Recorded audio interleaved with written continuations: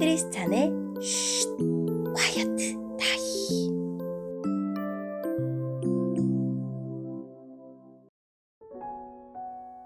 샬롬! 크리스찬 성도님들 반갑습니다. 오늘의 본문은 예레미야 3장 1절부터 18절까지의 말씀입니다. 본문의 제목은 내가 너희의 참 주인이다 입니다. 본문을 읽기 전에 어떤 내용인지 요약본을 먼저 읽어드릴게요. 예레미야는 여러 비유를 통해 백성이 회개한 척만 하고 여전히 죄 가운데 있는 것을 지적합니다. 하나님은 진실한 회개를 바라시며 결국 유다와 이스라엘이 모두 회복할 날이 올 것을 약속하십니다. 오늘의 본문 1절입니다. 어떤 사람이 자기 아내와 이혼했다 하자 그 여자가 남편을 떠나 다른 남자와 결혼하면 첫 번째 남편이 그 여자에게 다시 돌아오겠느냐? 만약 다시 돌아온다면 그 땅이 몹시 더러워지지 않겠느냐? 네가 많은 남자와 더불어 창녀처럼 살고서도 다시 내게로 돌아오려느냐? 나 여호와의 말이다. 유다야, 눈을 들어 저 벌거숭이 언덕들을 바라보아라. 네가 창녀처럼 행동하지 않은 곳이 어디 있느냐? 길가에 앉아 남자들을 기다리기를 마치 유목민이 광야에 앉아있듯 했다. 너는 창녀처럼 살며 악한 짓을 하여 이 땅을 더럽혔다. 그래서 단비가 그쳤고 늦은 비도 그치고 말았다. 그런데도 너는 창녀의 얼굴을 하고 부끄러워할 줄 모른다. 그러던 네가 지금 나를 부르고 있다. 내 아버지여, 아버지는 내가 어렸을 적부터 내 친구였습니다. 언제까지 나에게 분노하시겠습니까? 영원토록 노를 거두지 않으시렵니까? 라고 말하고 있다. 유다야, 보아라. 네가 입으로는 그런 말을 하면서도 네가 하고 싶은 대로 온갖 악을 다 저질렀다. 요시야 왕 때에 여호와께서 내게 말씀하셨다. 예레미야야, 너는 진실하지 못한 저 이스라엘이 한 짓을 보았느냐? 이스라엘은 간음죄를 지었다. 이스라엘은 높은 산과 모든 푸른 나무 아래마다 우상을 두었다. 나는 속으로 이스라엘이 이런 악한 짓을 한 뒤에 내게로 다시 돌아오겠지라고 생각했다. 그러나 이스라엘은 내게 돌아오지 않았다. 이스라엘의 악한 누이 유다도 이스라엘이 한 짓을 보았다. 진실하지 못한 이스라엘이 간음함으로 내가 이혼 증서를 주고 그를 내어 쫓았다. 그러나 그의 악한 누이 유다 역시 그것을 보고 두려워하지 않고 계속 간음하는 것을 내가 보았다. 유다는 창녀처럼 살면서 온 나라를 더럽혔다. 유다는 돌과 나무로 만든 우상을 섬김으로써 간음죄를 지었다. 이스라엘의 악한 누이 유다는 이 모든 일을 행하고도 진심으로 내게 돌아오지 않았다. 유다는 거짓으로 돌아오는 척만 했다. 나 여호와의 말이다. 여호와께서 내게 말씀하셨다. 이스라엘은 진실하지 않지만 그래도 악한 유다보다는 나은 데가 있다. 너는 가서 북쪽을 향해 이 모든 말을 다 전하여라. 돌아와라. 진실하지 못한 이스라엘 백성아. 여호와의 말이다. 너를 향한 나의 노여움을 거두겠다. 나는 매우 자비로운 하나님이다. 여호와의 말이다. 내가 영원히 노여움을 품지 않겠다. 너는 오직 내 죄를 인정하기만 하면 된다. 너는 내 하나님 여호와를 배반했고 다른 나라의 헛된 신들을 섬겼다. 너는 산당에 있는 모든 푸른 나무 아래에서 그 신들을 섬기며 내게 순종하지 않았다. 나 여호와의 말이다.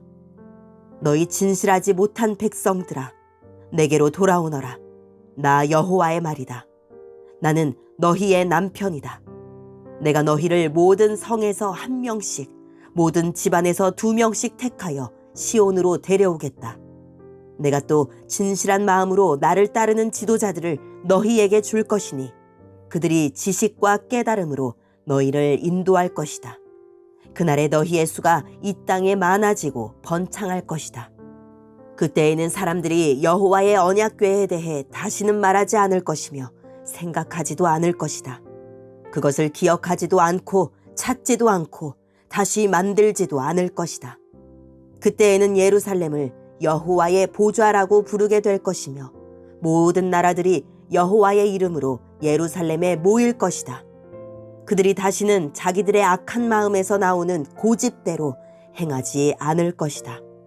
그날에는 유다 집안과 이스라엘 집안이 합쳐질 것이니 그들은 북쪽 땅에서 함께 나와서 내가 그들의 조상에게 준 땅에 이를 것이다. 아멘. 오늘의 본문을 통해 이해할 수 있는 부분은 무엇일까요? 배우자가 다른 이성과 관계를 맺는 것이 옳지 않듯이 이스라엘 백성이 하나님 대신 바알 우상을 섬기는 것은 모든 관계를 엉망진창으로 만듭니다. 쾌락이 앞선 삶에는 회복이 자리 잡기 힘듭니다. 이스라엘 백성은 땅에 가뭄이 들자 바알에게 비를 내려달라고 기도하다가 비가 오지 않자 에이, 주님은 우리의 영원한 보호자시잖아요 라며 염치 없이 하나님을 찾습니다. 하나님은 다른 남자에게 떠났던 아내가 남편을 찾아와 자기 권리를 주장하는 것이 마땅하냐고 되묻습니다. 북이스라엘은 하나님의 계속된 경고를 무시하다가 결국 아수르에 의해 멸망합니다. 남유다는 자기들은 안전할 것을 믿으며 똑같이 반역의 길을 걸었습니다. 주전 622년에 요시야 왕의 주도하에 남유다의 개혁 운동이 일어났고 백성은 다시 하나님에게로 돌아오는 듯이 보였습니다.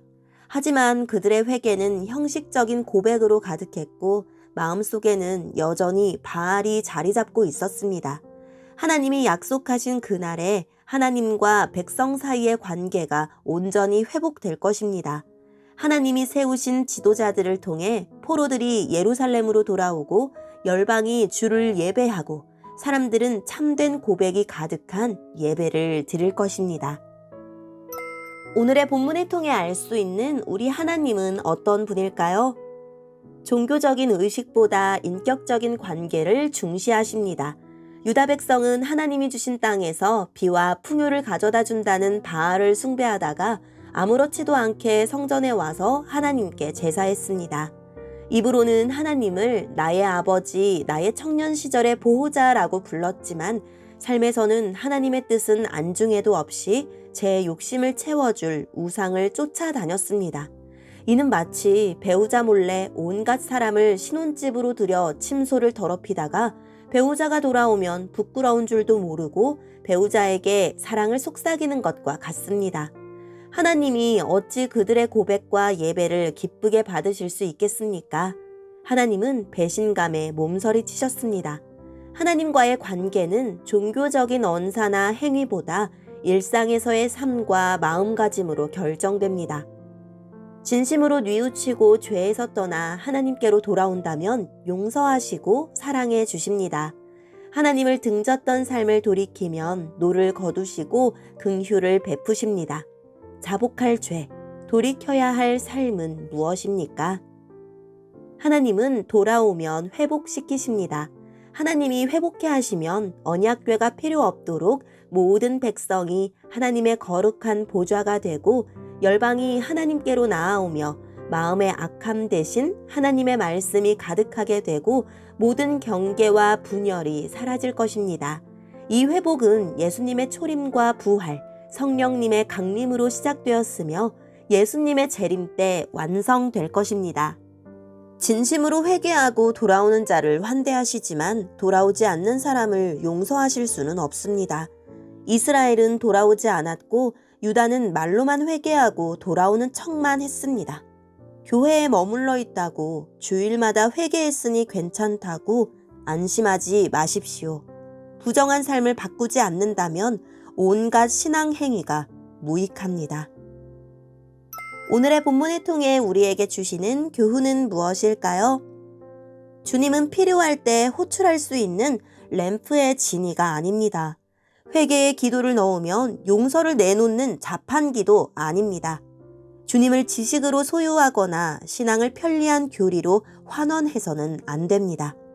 욕망을 위해 주님을 이용하지 말고 주님 뜻에 나의 삶을 맞춰갑시다.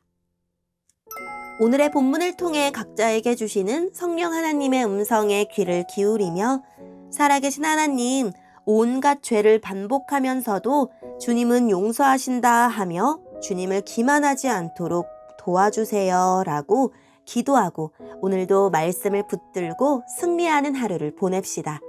여기까지 크리스찬의 쉿 콰이어트 타임이었습니다.